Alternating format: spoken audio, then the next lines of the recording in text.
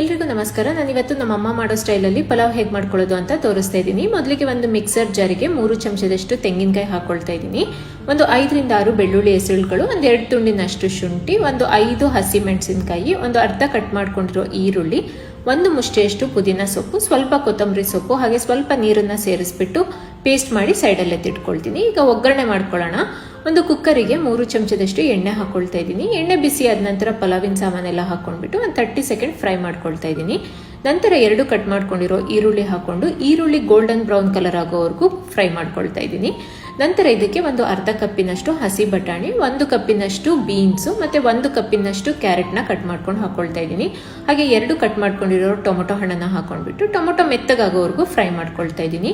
ನಂತರ ರುಬ್ಬಿಟ್ಕೊಂಡಿರೋ ಮಸಾಲನೆಲ್ಲ ಹಾಕೊಳ್ತಾ ಇದ್ದೀನಿ. 1 ಚಮಚದಷ್ಟು ಕೊತ್ತಂಬರಿ ಪುಡಿ ಹಾಕೊಳ್ತಾ ಇದ್ದೀನಿ. ಮತ್ತೆ ರುಚಿಗೆ ತಕ್ಕಷ್ಟು ಉಪ್ಪನ್ನ ಹಾಕೊಂಡು ಎಲ್ಲ ಒಂದ್ಸರಿ ಚೆನ್ನಾಗಿ ಮಿಕ್ಸ್ ಮಾಡಿ ಮಸಾಲದೆಲ್ಲ ಹಸಿ ಸ್ಮೆಲ್ ಹೋಗೋವರೆಗೂ ಮೀಡಿಯಂ ಫ್ಲೇಮಲ್ಲಿ ಇಟ್ಕೊಂಡು ಫ್ರೈ ಮಾಡ್ಕೊಳ್ತಾ ಇದ್ದೀನಿ. ನಂತರ ಇಲ್ಲಿ 1 ಕಪ್ಪಿನಷ್ಟು ತೊಳೆದಿರುವಂತಹ ಅಕ್ಕಿನ ಹಾಕೊಳ್ತಾ ಇದ್ದೀನಿ. ಹಾಗೆ 2 ಚಮಚದಷ್ಟು ತುಪ್ಪ ಹಾಕೊಂಡು ಎಲ್ಲ ಒಂದ್ಸರಿ ಚೆನ್ನಾಗಿ ಮಿಕ್ಸ್ ಮಾಡ್ಕೊಳ್ತಾ ಇದ್ದೀನಿ. ನಂತರ ಇದಕ್ಕೆ 2 ಲೋಟದಷ್ಟು ನೀರನ್ನ ಸೇರಿಸ್ಕೊಳ್ತಾ ಇದ್ದೀನಿ. 1 ಲೋಟ ಅಕ್ಕಿಗೆ 2 ಲೋಟದಷ್ಟು ನೀರನ್ನ ಹಾಕೊಳ್ತಾ ಇದ್ದೀನಿ. ನೀರನ್ನು ಹಾಕೊಂಡಿದ ನಂತರ ಮತ್ತೆ ಒಂದ್ಸರಿ ಎಲ್ಲದನ್ನು ಮಿಕ್ಸ್ ಮಾಡಿ ಕುಕ್ಕರ್ ಲಿಡ್ನ ಕ್ಲೋಸ್ ಮಾಡಿ 2 ವಿಸಲ್ ಕೂಗಿಸ್ಕೊಳ್ತೀನಿ. 2 ವಿಸಲ್ ಆದ ನಂತರ ತೋರಿಸ್ತಾ ಇದ್ದೀನಿ. ಒಂದ್ಸರಿ ಎಲ್ಲದನ್ನು ಮಿಕ್ಸ್ ಮಾಡ್ಕೊಂಡ್ರೆ ಬಿಸಿ ಬಿಸಿಯಾಗಿರೋ ಟೇಸ್ಟಿಯಾಗಿರೋ ಪಲಾವ್ ರೆಡಿ ಆಗಿದೆ. Thank you.